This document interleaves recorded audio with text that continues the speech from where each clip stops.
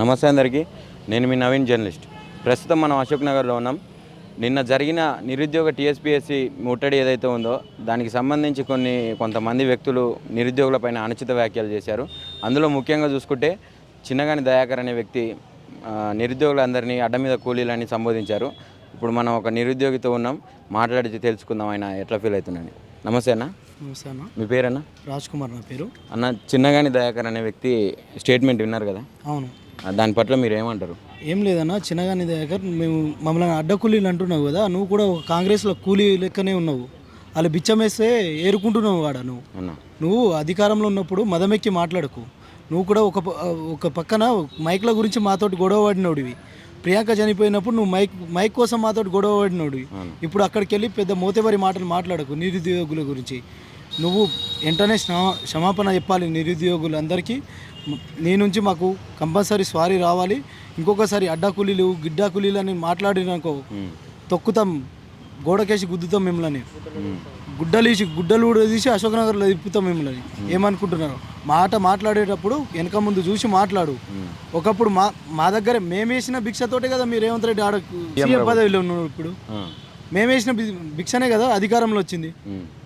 ఒకడు మదమెక్కి మాట్లాడిండు. ఒకడు కేసీఆర్ ఒకప్పుడు 10 సంవత్సరాలు పాలించిన అతన్నే గోడకేసి గుద్దితే అసలు పాతాళానికే పోయిండు.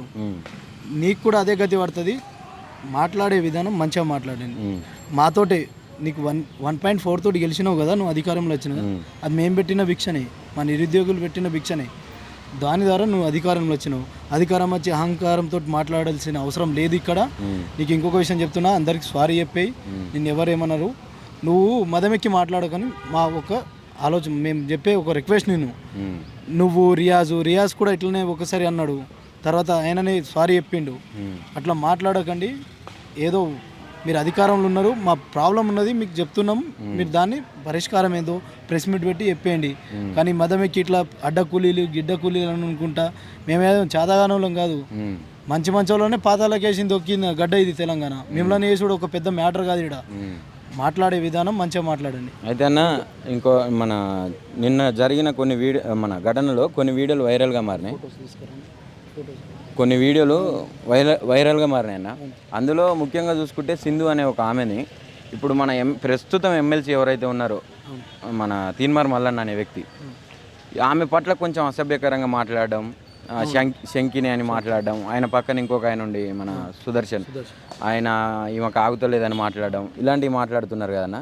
మరి దాని గురించి ఏమంటారు మీరు? అన్న ఒకసారి ఫోటో జూమ్ చేసుకోండి. ఇతను తెలుసు కదా, ఇప్పుడు సీఎం రేవంత్ రెడ్డి. ఈయన రియాజ్, కాంగ్రెస్ పార్టీ. ఇంకెవరు ఉన్నారు? సింధు రెడ్డి. జూమ్ చేసుకో. ఈమెనే కదన్నా నిన్న ట్రోల్ చేసి, ఈమెనే కదా ట్రోల్ చేశారు కదా. ఈమె సింధు రెడ్డి. చూడండి అన్న, సింధు రెడ్డి, రియాజ్ సార్, కోదండరామ్ ఇప్పుడు మినిస్టర్ పదవి ఇస్తున్నారు కదా ఎమ్మెల్సీ కోటలో. ఈయన కూడా బీఆర్ఎస్ అన్న. ఈమెకు పక్కకున్న సింధు రెడ్డి. ఒకప్పుడేమో బీఆర్ఎస్కి అగెనిస్ట్గా చేసిన ఆమె, ఇప్పుడు ఏమో కాంగ్రెస్ అగెనిస్ట్గా మాట్లాడుతున్నామని ఆమెనేమో బీఆర్ఎస్ కోట్ అంటున్నారు మీరు. నువ్వు మాట్లాడే విధానం, తీన్మార్ మల్లన్న ఎమ్మెల్సీ, నువ్వు మేమేసిన ఓట్లతోటి నువ్వు గెలిచినావు. నువ్వు మాట్లాడే విధానం మార్చుకో. నువ్వు లైవ్ పెట్టి మీ ఇంట్లో కూడా నీకు అక్కలు చెల్లెళ్ళు ఉంటారు, మీ భార్యలు ఉన్నారు, నీ పిల్లలు కూడా ఉన్నారు కదా. నువ్వు ఒక అమ్మాయిని ట్రోల్ చేసేటప్పుడు అన్నీ ఆలోచించుకో. శంకిని అనే మాట ఎందుకు వాడి చేసినావు? ఆయన పక్కకు సుదర్శను, ఆ విగ్గు మాస్టరు, ఆ విగ్గుకు గోడకేసి గుద్దుతా ముండవడుకుకి. తెలివి ఉందా నీకు? నీ ఇంట్లో నీ భార్యలు ఉన్నారు కదా, నీ బ్రదర్ సిస్టర్స్ ఉన్నారు కదా, వాళ్ళతో అట్లా మాట్లాడే విధానం. నువ్వు పెద్ద మిస్టేక్ ఏం చేసినావు అంటే, ఒక అమ్మాయిని ట్రోల్ చేయడం తప్పది. ఆ అమ్మాయిని ట్రోల్ చేయడం అంటే నీ ఫ్యామిలీలో నీకు కూడా సిస్టర్స్ వాళ్ళు ఉన్నారు, వాళ్ళని కూడా ఆలోచించి నువ్వు ట్రోల్ చేయాలి. ట్రోల్ చేయాల్సిన సందర్భం కాదు, ట్రోల్ చేయాల్సిన అవసరం ఏముందన్న ఈ అమ్మాయిని. ఇప్పుడు ఈమె కాంగ్రెస్ కోవట, మరి లాస్ట్ టైం లీడ్ చేసింది కదా బీఆర్ఎస్ వాళ్ళతో. అయితే యాక్చువల్గా గత ప్రభుత్వం ఉన్నప్పుడు ఈమె అదే క్యూ న్యూస్లో పిలిచి మరి మాట్లాడి, అది కూడా మీకు ప్రూఫ్ చూపిస్తాను. అదే చూసాము మేము. ఈ ప్రూఫ్ చూడండి, ఆయన కనిపించాలి కదా, ఆయనకు షేర్ చేయండి కొద్దింత. మదమెక్కి మాట్లాడుతున్నాడు కదా, ఇది చూడండి అన్న, ఈ వీడియో చూడండి. దీంట్లో సింధు రెడ్డి ఉందా లేదో చూడండి ఒకసారి. లాస్ట్ టైం నీకే ఇంటర్వ్యూ ఇచ్చింది కదా, అప్పుడు ఎటుపోయింది నీ అహంకారం? ఇట్లాంటి మాటలు ఇప్పుడు అధికారం రాగానే ఇట్లాంటి మాటలు మాట్లాడతావు. ఒక అమ్మాయిని చిల్లర చిల్లర మాటలు మాట్లాడతావు నువ్వు. ఉమ్, మదమెక్కిందా నా కొడక నీకు? ఉమ్, నీ క్యూ న్యూస్ని వలగొడతావు, ఆగు. నువ్వు ఆ అమ్మాయిని క్షమాపణ చెప్పాలి కంపల్సరీ, లేకపోతే నీ క్యూ న్యూస్ ముట్టడి చేస్తాం మేము. నీకు మేమిచ్చిన భిక్షతోటి నువ్వు ఆడున్నావు. ఇప్పుడు మదమెక్కి మాట్లాడకు. ఇంకొకటి నీకు హెచ్చరిస్తున్నావు, పక్కన ఉన్న సుదర్శన్ మాట్లాడే విధానం మంచిది కాదు. నువ్వు జియో నంబర్ 46 వాళ్ళను లంజోడక, మీరు అందరు దొంగలని అంట. దొంబర్ లంజోడక నువ్వేం చెప్తున్నావు ఆడ? ఇప్పుడు ఏం బీక్తున్నావు ఇప్పుడు కాంగ్రెస్ వాళ్ళు? మాట్లాడే విధానం మీద మాకు కూడా మాట్లాడచ్చు. మాట్లాడే చేతగా కాదు, మాకు కొద్దింత లిమిట్స్ ఉన్నాయి, మేము ఉన్నాము. మేము రిక్వెస్ట్గా అడిగినాం ప్రభుత్వాన్ని, గ్రూప్ వాళ్ళు హామీ ఇచ్చిండ్రన్నా. హామీ ఇచ్చిన దానికి మేము అడుగుతాం. మాకు ప్రశ్నించే గొంతు. మాకు ఆర్టికల్ 14 ఉంది, ఆర్టికల్ 19 మాకు అందరికీ మాకు హక్కు ఉంది. మేము అడుగుతాం, ప్రశ్నించే హక్కు మాకు ఉంది. మీరేమో ఇప్పుడు ఒక అమ్మాయి ప్రశ్నించిందని ఆ ఇద్దరు క్యాండిడేట్లను మీరు ట్రోల్ చేయడం కరెక్టా? కాంగ్రెస్ కార్యకర్తలకైనా బుద్ధి ఉండాలి. లాస్ట్ టైం ఆమె వల్లనే మీరు అధికారంలో వచ్చిండ్రు. ఆమె లాస్ట్ టైం క్వశ్చన్ మార్క్ చేయడం వల్లనే కదా అధికారంలో వచ్చిండ్రు. ఇప్పుడు ఎందుకు అట్లా మాట్లాడుతున్నారు? అప్పుడు ఆమె మంచిదైంది, దేవత అయింది, ఇప్పుడు ఏమో శంకిని అయిందా మీకు? అంటే ఇప్పుడు కాంగ్రెస్ ప్రభుత్వంలో ఉన్నాడు కదా మన తీన్మార్ మల్లన్న, అది అందుకని శంకిని. అవును, నువ్వు బ్లాక్మెయిల్ చేయడం మానే ఫస్ట్. నీ బుద్ధి ఏందో. నువ్వు 5 రూపాయలకు టీ గురించి మా దగ్గర డబ్బులు అడుక్కున్నాడు. నువ్వు ఇప్పుడు పెద్ద మోతేపరి మాటలు మాట్లాడకు. క్యూ న్యూస్లో కూర్చొని, ఎమ్మెల్సీ గాంధీ భవన్లో కూర్చొని, లేకపోతే బట్టలు ఇప్పి గోడకేసి గుద్దుతాను నిన్ను. మాట్లాడే విధానం నేర్చుకో ఫస్ట్. ఒక అమ్మాయిని ట్రోల్ చేసే ముందు మంచిగా మాట్లాడు. నా నుంచి ఒక రిక్వెస్ట్, ఆ అమ్మాయిని క్షమాపణ చెప్పు, లేకపోతే నీ క్యూ న్యూస్ ముట్టడైతే పక్క ఉన్నది. నువ్వు ఆడ ఉంటావు ఏమని కూడా నాకు తెలుసు. నిన్ను ముట్టడించే బాధ్యత మాది. మీ నంబర్ నిన్న మార్నింగ్ నేను ఫోన్ చేసిన అన్న, ఎవరికి? మన తీన్మార్ మల్లన్న ఎమ్మెల్సీ గ్రాడ్యుయేట్, ఆయనకు కూడా ఫోన్ చేసినాం. ఆయన ఫోన్ లిఫ్ట్ చేయలే. ఆయన పక్కన ఒక చెంచా ఉన్నాడు కదా సుదర్శన్ విగ్గు రాజా, ఆయనకు ఫోన్ చేస్తే మీరేంది పక్క ట్రోల్ చేస్తాం ఏం చేస్తారు అనుకుంటా ఇష్టం ఉన్నట్టు మాట్లాడుతుండు. ఒక అమ్మాయిని ట్రోల్ చేసిన అవసరం ఏంది? ఆమెకు కూడా రైట్స్ ఉన్నాయి, ఆమె అడుగుతుంది. ఫోన్లో అన్నారా అన్న ఇట్లా మేము పక్క ట్రోల్ చేస్తాం, మీరు ఏం చేసుకుంటారు చేసుకోండి అనుకుంటా సుదర్శన్ అన్నాడు. నీకు నేను మీడియా ముఖంగా వార్నింగ్ ఇస్తున్నాను, నువ్వు బయట తిరుగుతా నిన్ను ఉంచాం. నువ్వు కూడా లాస్ట్ టైం గ్రూప్ 2 రాసినవరా, తెలియలేదవరా, సిగ్గు లేదవరా నీకు? బాడుకోవు. ఒక అమ్మాయిని ట్రోల్ చేస్తున్నావు, ఎట్లుంటుందో తెలుసా? నిరుద్యోగుల గురించి పెట్టుకుంటే ఫాల్తు వాడుకోవు.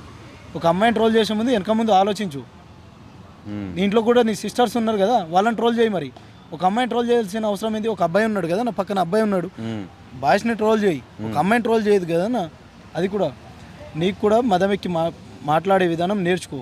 మా నుంచి ఒక చిన్న సజెషన్, నీకు తెలివి ఉందేమో, అందు గురించే ఫాల్తు పాడుకోవాలి. మీకు అధికారం ఇచ్చి వేస్ట్ అయిపోయిందని మాకు ఇప్పుడు అనిపిస్తుంది. మాది కార్యాచరణ పెద్దగా ఉంది. ఒక అమ్మాయిని ట్రోల్ చేయని, ఒక అబ్బాయిని ట్రోల్ చేయగానే ఉద్యమం ఏమి ఆగదు. వాళ్ళు జస్ట్ 1% కూడా కాదు మా ఉద్యమంలో. మా ముందు చరణ పెద్దగానే ఉన్నది. ఈరోజు మేము యాక్చువల్లీ శాంతియుతంగా ర్యాలీ చేద్దాం అనుకున్నాం.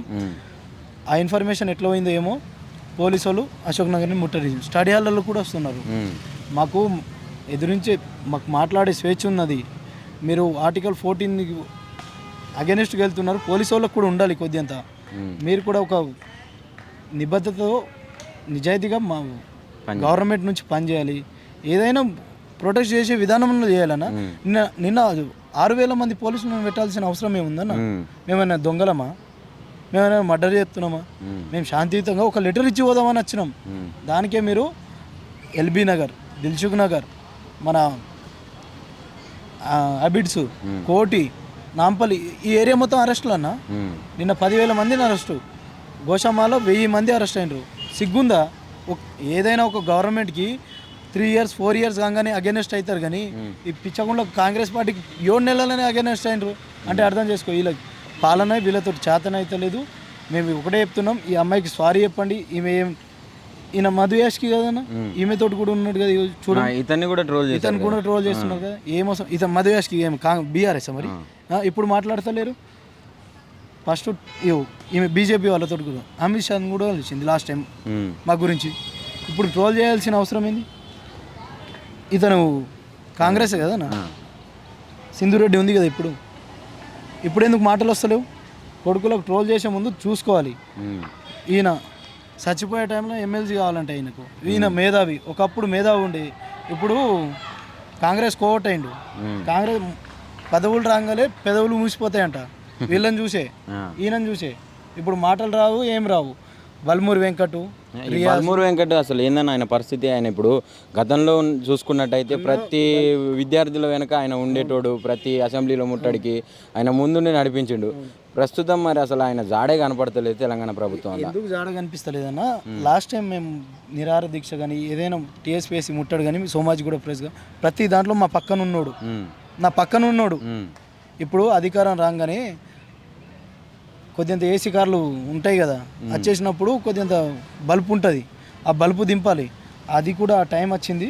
అంటే ఇప్పుడు ఆయన ఉద్యోగి, మనం మీరు నిరుద్యోగులమే. ఆయన ఉద్యోగి హయ్యర్ పొజిషన్కి వెళ్ళింది కదా, మేము బచ్చగలం. ఇప్పుడు మాకు కూడా టైం వస్తుంది. మనం స్పందించండి ఇప్పటి వరకు ఏం లేదన్న. ఏమంటాడు, రేవంత్ రెడ్డితో మాట్లాడుతున్నా, మీ పైన చర్చ జరుగుతుంది అంటాడు. మాకు ఇట్లా నానబెడుతుండు, మూమెంట్ని మొత్తం డైవర్ట్ చేస్తున్నాడు. 1 month నుంచి జరుగుతుంది ఈ మూమెంట్. మొన్న మోతిలాల్ నాయక్ నిరాహార దీక్ష చేసిండు, నైట్ వచ్చిండు. దొంగ లెక్క రావాల్సిన అవసరం ఏందన్నా? నువ్వు బాడీ గార్డ్స్ తెచ్చుకుంటావా? బయట చెంచగాలను బీర్లు అవి తాగిపించి తీసుకొచ్చిండు అన్న కొట్టడానికి. అయినా కానీ మేము మరలబడ్డాం. మేము ఎవరు? బల్మూరు వెంకటు. అది ఆ మ్యాటర్ ఆయనకు కూడా తెలుసు. నువ్వు దొంగ లెక్క ఆంబులెన్స్లో పోయేటప్పుడు ఆంబులెన్స్లో పోయిండు అన్న, దొంగ లెక్క వెనక గేట్లోకి వెళ్ళి ఎగ్జిట్ గేట్లోకి వెళ్ళి పారిపోయింది దొంగ. వాడిదేం మాటలు. కానీ ఈ నా కొడుకు ఇంకొకడు ఉన్నాడు, రియాజు ఫాల్తుగాడు. వీడు ఇప్పుడు గ్రంథాలయ చైర్మన్ ఇచ్చిండు, మా వల్లనే వచ్చింది వీడికి. ఇప్పుడు మా పెదవులు మూసిపోయినాయి. ఇతను నిరుద్యోగుల పట్ల ఎలాంటి స్పందన లేదు. ఎందుకంటే మూమెంట్ని మొత్తం డైవర్ట్ చేస్తున్నాడు. సాయంత్రం కాగానే లైవ్ పెడతాడు మీ గురించి గవర్నమెంట్. ఇట్లాంటి లైవ్ 2 months నుంచి పెడుతున్నాడు. ఈ పద్ధతి మార్చుకోవాలని మా చిన్న విన్నపం. ఎక్కువ ఏం లేదు, ఆ అమ్మాయికి సారీ చెప్పాలి. ఎందుకంటే లేడీస్ అన్న. అయితే అన్న ఇప్పుడు ప్రస్తుతం ఆమె మీద జరిగిన ట్రోల్స్ని బేస్ చేసుకొని కానీ ఇలాంటి వారి ప్రక్రియలు ఏ అవుతున్నాయో వీటన్నిటిని బేస్ చేసుకొని మీ ఉద్యమం ఏదైనా తప్పుదోవ పట్టే కార్యక్రమం? తప్పుదోవ పట్టే ఛాయిసే లేదు. వాళ్ళని ట్రోల్ చేసిన మంది వేరే పర్సన్స్ లేరా? అమ్మాయిలు చాలామంది ఉన్నారు.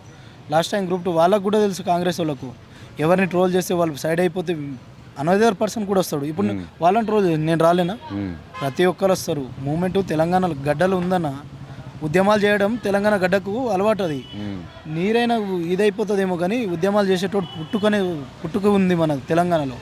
అది ఫైనల్గా మీరు ఏం చెప్పాలనుకుంటారు ప్రభుత్వానికైనా తీన్మార్ మల్లన్నకైనా? మా నుంచి ఒక్క రిక్వెస్ట్ ఏముంది అంటే, తీన్మార్ మల్లన్నకు, ఆ ఫాల్తుగాడికి, ఒట్లకాయ గాడికి చెప్తున్నా, అమ్మాయికి సారీ చెప్పు. నువ్వు లైవ్ వీడియో పెట్టి చెప్పినావు కదా అందరి ముందు, అట్లనే ఆ అమ్మాయికి సారీ చెప్పి లైవ్ పిలిచి సారీ చెప్పు. అయితే మేము శ్రమిస్తాము, లేకపోతే నీ క్యూ న్యూస్ని ముట్టడిస్తాము, బద్దలు భాషంగాలు చెప్తాము. నిజంగా చెప్తున్నా, నిరుద్యోగులతో పెట్టుకుంటే వాడికి తెలుసు ఏం చేస్తామో కూడా తెలుసు వాడికి. ఈ విషయం మేము మా నుంచి ఒక రిక్వెస్ట్. మాకు ఏం గొంతమ్మ కోరికలు ఏం లేవన్నా. ఇక్కడ వాళ్ళు చెప్పిన హామీలే మేము అడుగుతున్నాం కదా. 1:100 అన్నారు, వాళ్ళే చెప్పిండ్రు. Group 2 2,000 పెంచుతామన్నారు, Group 3 3,000 పెంచుతామన్నారు. మెగా డిఎస్సి అది దగా డిఎస్ అన్నారు. బీఆర్ఎస్ వాళ్ళు ఇచ్చిండ్రు మాకు, డిఎస్సి అని ఇచ్చిండ్రు. ఇది దగా డిఎస్ అన్నారు. 25,000 పెట్టి మేము పోస్టులు ఇంక్రీజ్ చేస్తామని వీళ్ళే అన్నారు. అవే అడుగుతున్నాం మేము. ఎక్కువ గొంతమ్మ కోరికలు ఏం కోరుకుతలేము. మేము అడిగింది చిన్న చిన్న కోరికలే. మీరు ఒక 10 నిమిషాలు 1 hour మాకు కేటాయిస్తే అన్నీ సెట్ అయిపోతుంది. దానికే నిన్న పోలీసు వాళ్ళని అంతగానో పెట్టాల్సిన అవసరం కూడా లేకుండే. మా నుంచి చిన్న కోరిక, అదేదో ప్రెస్ మీట్ పెట్టేసి మాకు వెబ్ నోటీస్ రావాలి. మీరు టీవీలలో స్క్రోలింగ్లు ఇవి అవి మార్నింగ్ కూడా ఇప్పుడు స్క్రోలింగ్లు చూస్తున్నాం కదా. ఇప్పుడు Group 2 Group 3 ఇట్లా పోస్టులు పెంచే అవకాశం ఉంది అనుకుంటా. దాన్ని ఎట్లా, అది నిజమేనది? అవి స్కోరింగ్ మనకు టీవీలలో వస్తే మేము నమ్మవునా.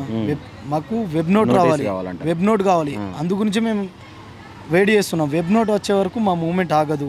అది గవర్నమెంట్కి హెచ్చరిక. మా నుంచి చలో ఢిల్లీ నినాదం ఇచ్చినాం. అందు గురించే ఇది పెద్ద ఎత్తున జరిగింది.